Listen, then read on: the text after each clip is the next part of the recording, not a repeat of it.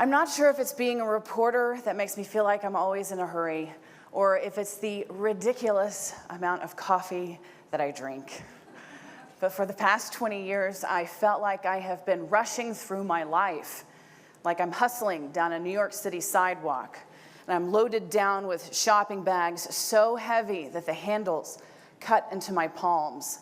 I'm carrying evidence of past mistakes, mementos of failed relationships, reminders of the lies that I tell myself.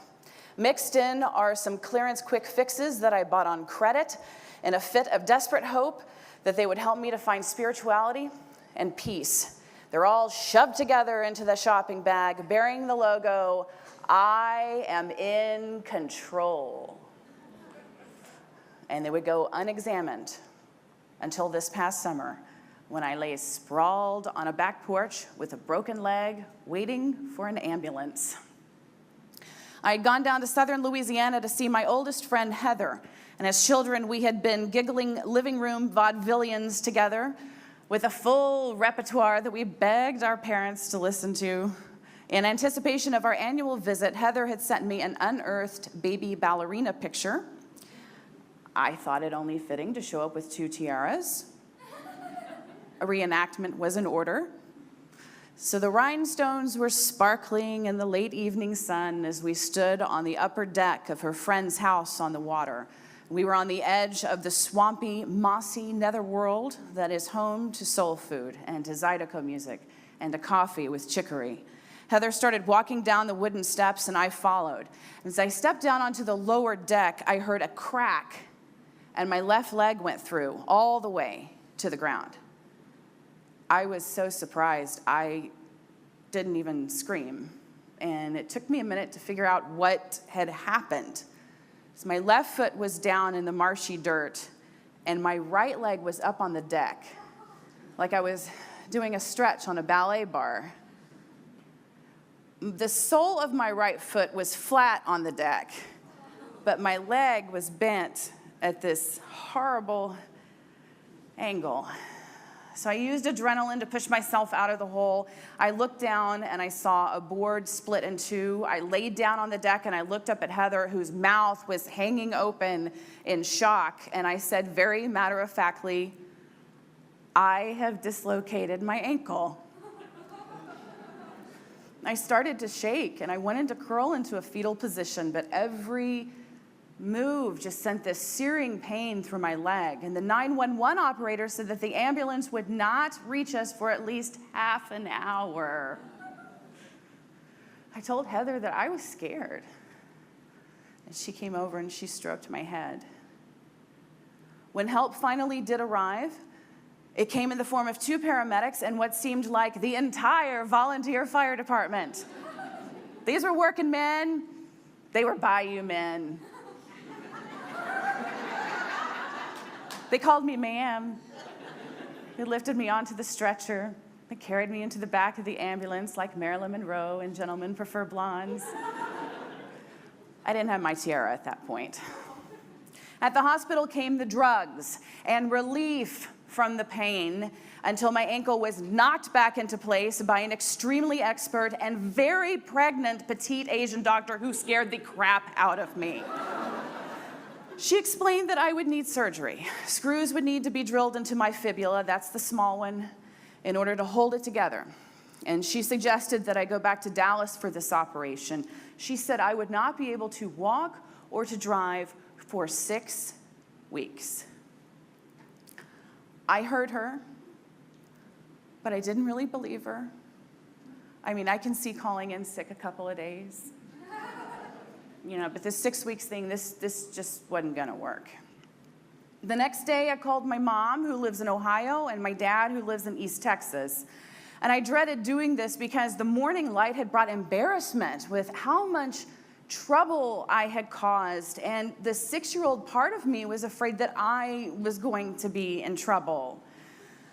But Mom and Dad did not act in real life the way the overly busy parents did in my little girl fear fantasy with their too high expectations and their frequent disappointments. They responded with genuine concern, with love, and with offers of help. My mom jumped into her car and she drove 18 hours to come get me. And then we were right outside my fourplex. I live on the second floor. But before we could tackle the wooden staircase, there were the steps from the sidewalk to the yard, and then dragging my rear across the yard, and then up to the front porch. Mom had suggested that I sit down and push myself up backwards. It was a great idea. With each step, I whimpered, and then I started to cry. Halfway up the staircase, I was done. Done. I started to weep, and then I started to howl. And what was going through my head was that I knew I had to get into that apartment, and the only way that that was going to happen was if I did it. And then what? I get into the apartment, and then what? My leg is still going to be broken. I'm still going to need surgery. I can't shake this one off. I can't shove it down and act like nothing's wrong. This was a wound that I could see and I could feel. This was real. Mom very graciously gave me a minute to myself, and she went back down to the car to get the bags. What happened over the next few minutes is that I quieted down, and I started moving one step at a time.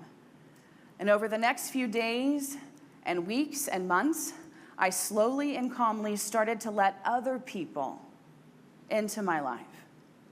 I got the chance to experience my mom in full jewelry and her Hillary Clinton pantsuit. Tried the motorized scooter at Target. Through the parking lot and out to the car where I was waiting for her. I experienced the thrill of being pushed down a sidewalk in a wheelchair by my dad. We both squealed, "Whee!" And my younger brother sent me a huge container of rhinestones, and I used that to decorate my big black walking boot. And my older brother, he texted me a picture of my niece holding up a picture, wishing me to get Mel soon. I learned about surrender as I was rolled into surgery.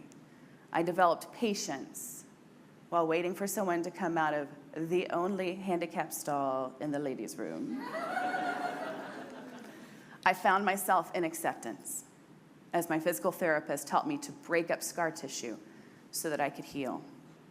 Gratitude became my constant companion as I moved from my mom's care to my dad's house to a hotel up the street from my news station. For 2 months, I was tended to, I was checked on, I was paid for, and I was driven.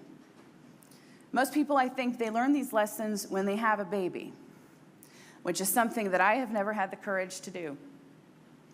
Breaking your leg does not come anywhere close to approaching the magnitude of motherhood, but I do think that I have gotten a little bit of a taste of what it means to never be the same again. Today, 3 months later, I can walk up my stairs. The journey is easier not only because of the physical healing, but because at some point I must have dropped all those packages that I've been hauling around with me. All those ill-advised investments into who I thought I was.